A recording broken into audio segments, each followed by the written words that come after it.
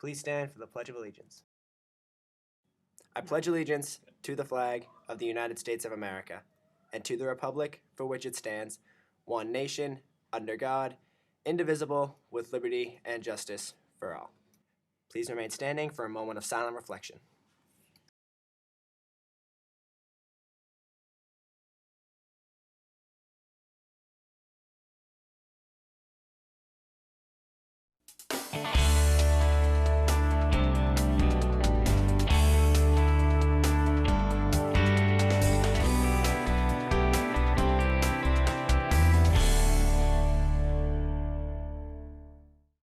Good morning, Needham High School, and welcome back. I'm Adina Jacobson.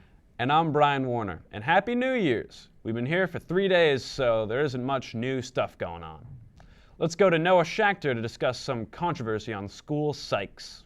A common tradition in Needham High School is Team Psychs, which is when sports teams or clubs dress up a certain way to promote an upcoming event or game. For athletics, we do have guidelines around Team Psychs.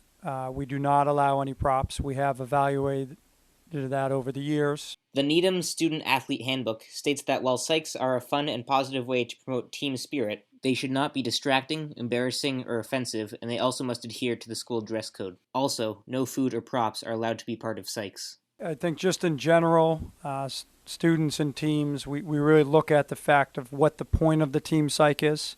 We don't look at it as a way to draw extra attention to a team, but if it's a team psych by its definition is something that is going to try and help the team prepare for their competition and bring them together as a unit, we do not see that adding props or trying to overdo it or one-up each other in a team manner is appropriate. Where we look at is the unfortunate situation where props have been involved in the past, and it has been a disruption, and a disruption can be at any level. If it's a disruption in a classroom, if it's a disruption that's brought up in the hallways, if it's a disruption that's been brought up by other students, then that is a disruption of the school day. Last year, there was an incident in which the girls' soccer team wore cone-shaped hats as part of a psych. There was some controversy because these cones were considered props. In the case of girls' soccer, they were told at that point, once it was determined that it was a disruption, that they had to remove the cones.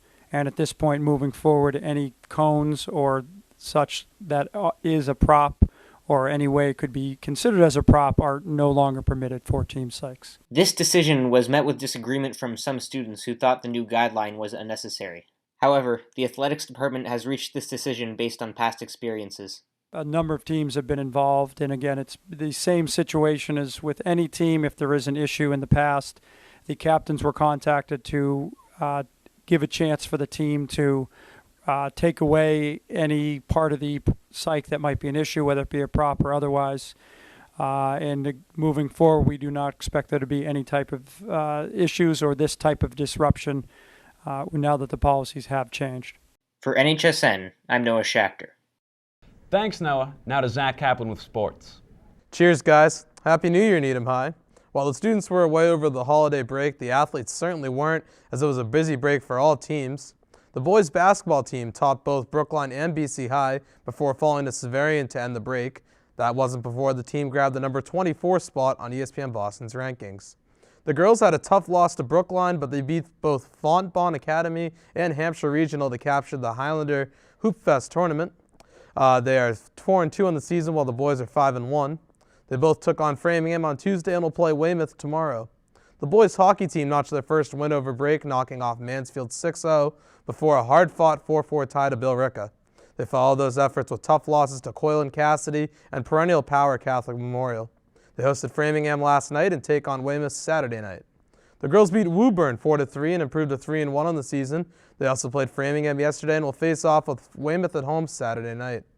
And finally, the wrestling team continued their dominant start to the season as they improved to 5-0, knocking off Weymouth over break.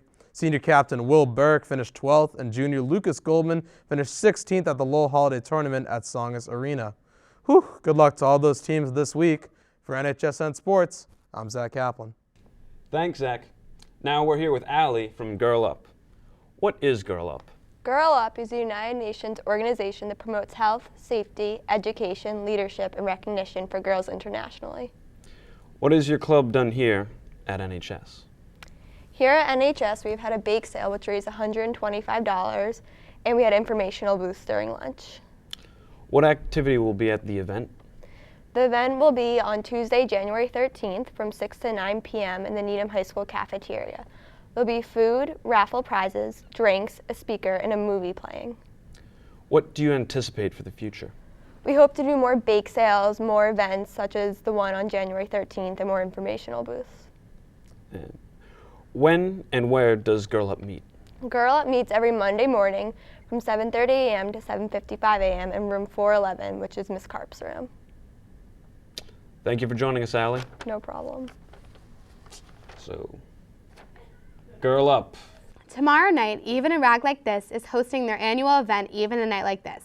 We had an interview with them in our last show, but in case you missed it, Even a Night Like This is an event for NHS's literary magazine, The Rag, with free food, great music, slam poetry, and much more. Make sure to stop by the cafeteria at 6:30 p.m. for this awesome event.